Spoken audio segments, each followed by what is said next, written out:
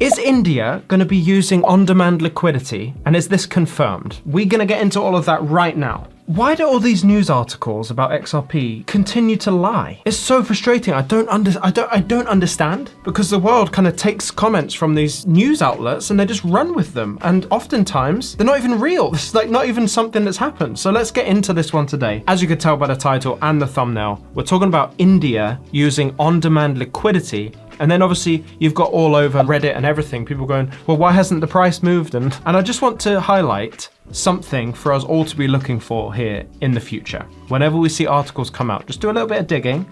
And this is a skill that I'm teaching you in this video, not the actual news.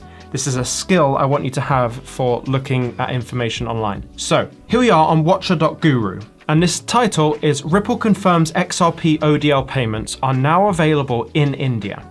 Okay, so that's fine. Let's read that again. Ripple confirms XRP on-demand liquidity is now available in India. According to Ripple's new quick guide, there's been confirmation that XRP on-demand liquidity payments are available in India.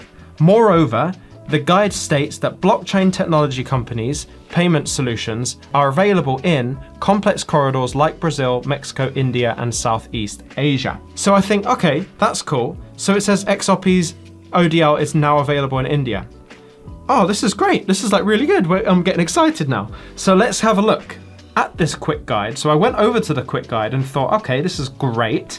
You know, the first thing that we all do when we look at these documents is we Command F and we type XRP in and we go, okay, let's read the bits about XRP. Okay, so XRP, we're just talking about Ripple there. Okay, let's look at the one other occasion. Oh, it's right there.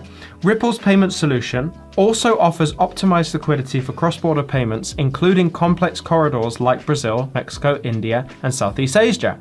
So what we can see is here that the person who's written this article has just typed Command F or Control F XRP and has seen that Brazil, Mexico, India, and Southeast Asia were mentioned in the same paragraph as XRP, forgetting context, right? The context is this part of the article, the document, is talking about what Ripple's payment solutions can do, right?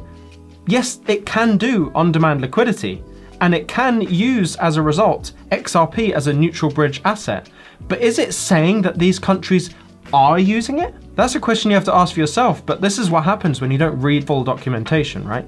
Because if you don't read the full thing and you just skip over to XRP, you're just going to think, okay, it's being used in those countries. So just to confirm, let's look for on-demand liquidity. Not a single mention of on-demand liquidity in this whole thing. Let's talk about Ripplenet. Not a single mention of Ripplenet in this document. So what are we talking about here? What are we looking at for this article? Like, what's the point of this article? Well, it's a way that we can streamline global treasury flows. It's basically just an article or a document from Ripple talking about how Ripple's technology can help in certain countries. Now we know that Ripple have been using Ripplenet in all of those countries that we mentioned right there at the bottom. Brazil, Mexico, India, and Southeast Asia have all used Ripplenet, but this does not mean that on-demand liquidity is being used. And that is the exact narrative that's being pushed out by these news articles, basically saying that Ripple has confirmed that on-demand liquidity is being used by India.